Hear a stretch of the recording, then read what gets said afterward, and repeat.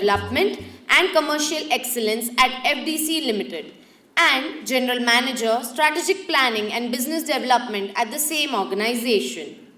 Prior to this, he headed the health vertical of Bajaj Allianz and established the in-house servicing unit in it. Dr. Deshpande has been awarded the prestigious C.D. Deshmukh Award by the National Insurance Academy, Pune, for his work on health insurance. Sir has more than 20 years' experience in the pharmaceutical industry. Let me now take the privilege to invite Dr. Shriraj Deshpande onto the dais.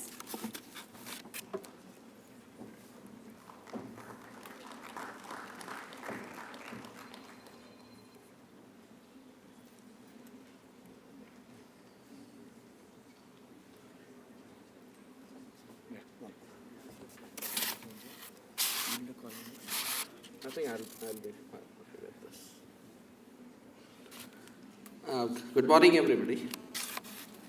It's a privilege to be here. I'll take you through my presentation maybe around 35-40 minutes, and then I would like to let's have a more interactive session. Insurance is a subject where I think a lot of questions and a lot of doubts do come in.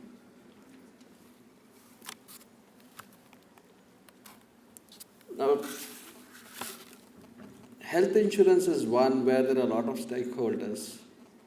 It is the insurance company, the patient or the client, the hospital, the doctors who contract with the hospitals, the TPAs, and in order that the patient is satisfied, all these stakeholders have to work together. Now first, let's look at the healthcare financing models which are there in different parts of the world. One predominantly tax-funded, where funds are raised through general or dedicated taxes and they are transferred to regional authorities, who act as third-party payers by financing healthcare service providers. Prominent examples are UK and Canada. Predominantly social insurance-based sickness funds, something like cooperative societies, the same way sickness funds are formed, especially in France, Netherlands, which reimburse healthcare service providers via negotiated contracts. And predominantly voluntary insurance-based, where healthcare finance is raised by competing private insurance companies, which then reimburse providers. There's another way where health economists would actually look at the different models. One is public financing and public delivery. That is, government finances the healthcare, and the delivery of healthcare is also through government hospitals or government providers. Then you have public financing and private delivery. You have private financing and public delivery, private financing and private delivery. Most of these are a hybrid of different. In India, till today, we have still not decided what is the healthcare financing and delivery model which we should be following. Though it has developed on its own, maybe with RSP by looking at the below poverty line sector, etc. But a structured sort of a healthcare financing and delivery model has still not been worked out. In countries with tax-based or social insurance-based systems, people supplement their entitlement with private insurance.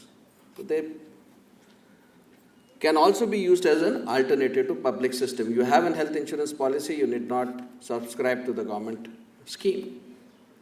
Private insurance is effective to cover co-payments or deductibles required under the public system. So whatever is not covered under the public system, you can go in for or additional coverage through this. Private medical expense insurance, which we talk about in India, most generic name being Mediclaim, is underwritten on short-term basis except in Germany, where it is called as cradle to grave.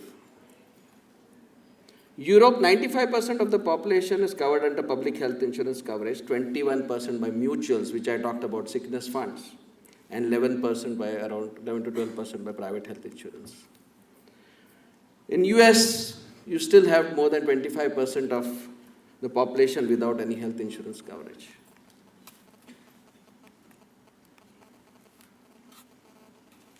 Healthcare costs. Fundamental cause of increase in healthcare costs, rapid medical technological progress, increasing demand for better care, and aging populations. In some countries, it is also partially attributed to rising levels of remuneration for medical personnel, practice of defensive medicine due to the increasing level of medical malpractice litigations. It's difficult to measure rate of medical inflation, but on a thumb rule basis, economists say it is around 4 to 5 times that of general inflation. In India, we easily talk about it as around 14 to 16%.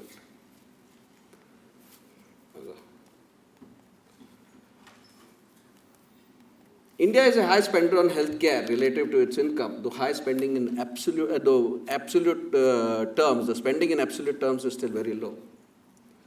Again, Indian demographic situation is unique. More than 65% of the population is spread in rural areas. Non-governmental healthcare has outstripped the role of governmental healthcare, amounting to about 3/4 of all finances for health, and most of which is by a household out-of-pocket expenditure. As I said, 2/3 of all spending on hospitalization is done by private financing. Most of the household expenses are being met out of savings due to absence of viable widespread health insurance mechanism. The demand for healthcare is growing due to population increase, greater urban migration, increase in per capita incomes, and increased expectations. The private sector in India is steadily increasing its dominance in health delivery, with majority of household health expenditures being channeled to it.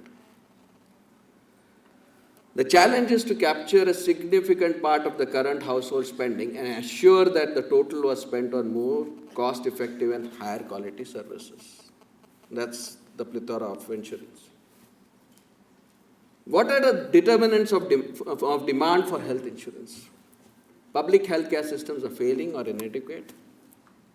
Higher healthcare costs. Quality of healthcare services, perceived quality difference between public and private hospitals. Improvement in standard of living. Improvement in level of education. Aging population. Supplier-induced demand. Now in demand-supply economics, on the lighter side, I think health is one where the demand is decided by the supplier. How much treatment to be given is decided by actually the supplier and not the person who is wanting it. Increased penetration, marketing initiatives by the insurance companies. Now, among the employer-employee benefits, if you look at this particular slide, employee benefit distributions now around 84% of the corporates now offer hospitalization covers. In India, health insurance is transacted by non-life insurance companies, by life insurance companies, as well as specialist health insurance companies. Non-life, I mean the general insurance companies. Life insurance companies have got a rider that they should be issuing policies for a minimum period of 3 years. Otherwise, they are also into it, and you have a lot of specialist health insurance companies which have been coming up. Oh. Why is this way?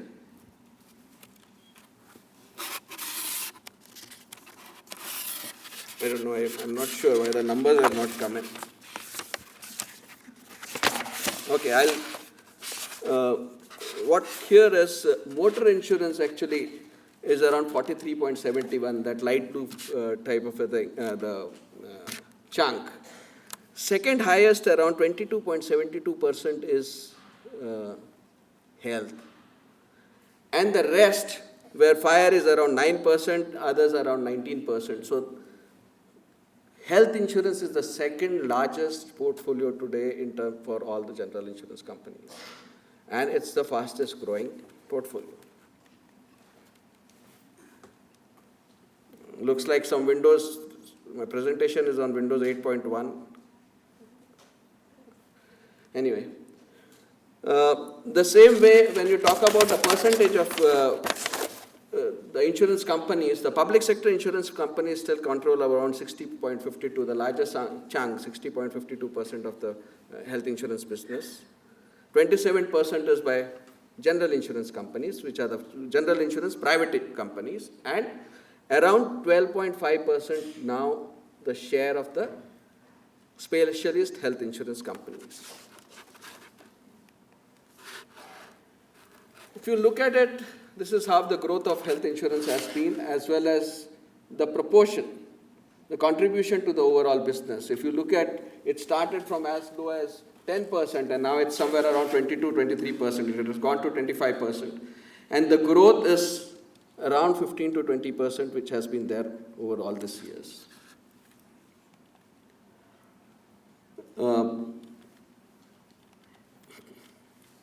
This is what is still an area of concern for the insurance companies. Insurance companies, the business is growing, but still not, insurance companies are still not making money or making any profits in health insurance. It's still a loss making. This is just pure premium to claims. Above this, there is the intermediation of business acquisition cost as well as the cost of management, so which runs to around 120, 125%. So for the time being, it's still going, it's happening, but there are various reasons why the profitability doesn't come in. And on an overall basis, and simple business sense says that the growth would have been much faster if insurance companies had seen profits in this.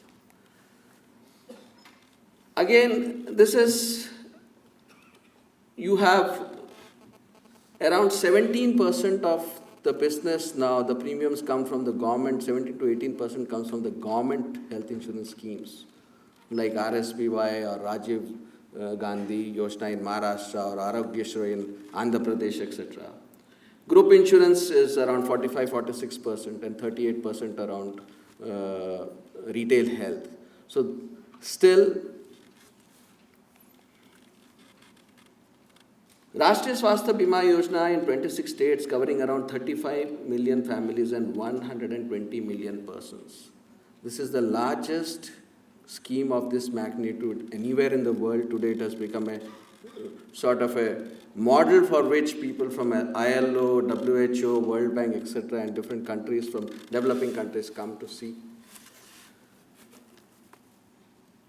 Technology has been used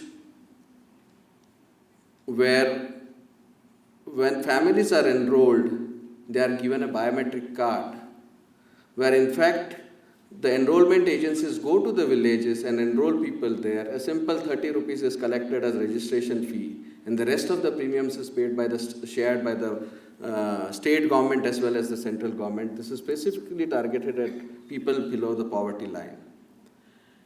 And every member is photographed, every member, the biometric is taken, and a card is issued on the spot. The card also gets loaded with the sum insured of 30,000 per family. In case there are split families, split cards are also being issued. I'm just emphasizing is that so much of technology has gone in, and thanks to the Ministry of Labour, Government of India, they took the initiative with help of GIZ from Germany, who have actually come out with this. Every individual gets this. Now again, hospitals have been contracted. Hospitals, certain package rates, etc. have been fixed with hospitals, which again the ministry has taken initiative, and each of these hospitals also have a card reader, a biometric fingerprint reader. When a person has to get admitted to the hospital, he goes to the hospital with a card. The card is read, his balance sum insured is read, with his or his family member's fingerprint is taken to verify, and the sum insured gets blocked on the card in the system. The person is treated, and when he is discharged, the sum insured, that amount gets deducted from his card, and actually it directly hits to the insurance company, who have to make payments to the hospitals. It is again paperless. So the amount of technology, the amount, it's so such a mammoth task, but it's still being managed so well. There are hiccups there are problems in all types of schemes. But it gives an indication that if you have to do actually a larger way of trying to cover a larger population, we have the technology and things to work. This has already covered around 12 crores, 120 million people. You have got Arogya Shri in Andhra Pradesh, which covers around 60 million. Tamil Nadu government scheme around 35 million. Commercial insurance is still only 50 million.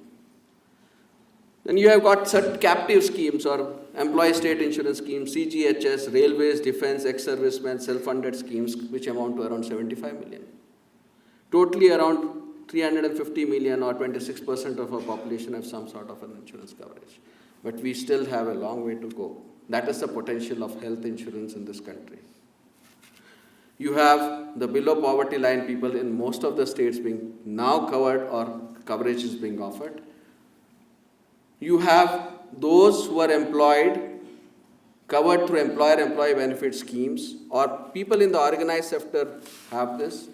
Unorganized sector is something, or self-employed, which is the major thing which needs to be covered.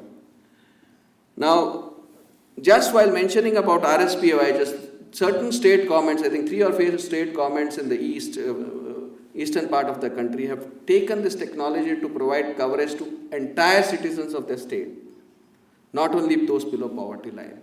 There is one state which is already adopted, there is another state which is talking to RSPOI officials to look at using this smart card for PDS, public distribution system, where you allot 10 kgs of rice, 4 kgs, etc. and that card reader is provided.